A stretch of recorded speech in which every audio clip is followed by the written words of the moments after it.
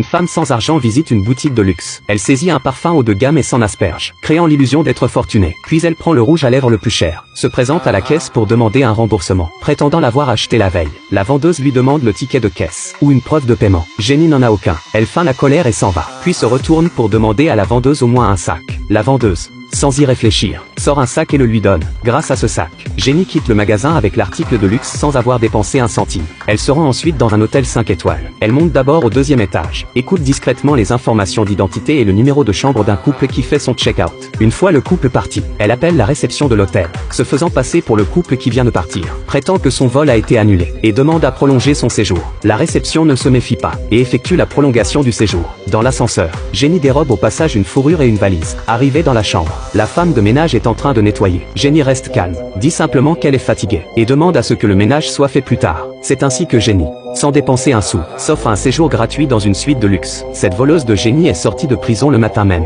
Cette fois, elle prépare un grand coup. Elle a jeté son dévolu sur un collier de diamants d'une valeur de 200 millions. Pour que son plan réussisse, elle commence à recruter des complices. Et il lui faut des belles femmes, car sous les innombrables caméras de surveillance, seuls de jolis complices pourront accomplir cette mission. Une femme déguisée en cuisinière verse du sirop dans un plat. Sa cible est le collier à 200 millions au cou d'une célébrité. Quand le serveur apporte le plat à table, la célébrité commence à le déguster. Peu après, elle commence à se sentir mal, et se précipite vers les toilettes. Mais toutes les portes sont verrouillées, car l'équipe de voleuses les a bloquées à l'avance. Ainsi, la célébrité ouvre facilement la seule porte qu'elles ont laissée accessible, et se met à vomir violemment. Le garde du corps, voulant protéger le collier, tente de la suivre dans les toilettes des femmes. Mais Jenny, postée en embuscade, l'en empêche. Pendant que la célébrité vomit, une autre complice sort d'une cabine, fait semblant de s'inquiéter pour elle, mais a déjà glissé le collier dans sa poche. Un serveur passe devant les toilettes avec un plateau. Elle jette rapidement le collier dans un plat. Le collier est transporté en cuisine par le serveur. Un plongeur récupère le bol. Ce plongeur est aussi un complice. Quand le bol est déposé dans l'évier, le collier entre dans une zone sans caméra. Profitant de l'absence de témoins, la femme glisse le collier dans sa poche, puis court s'enfermer dans les toilettes de la cuisine.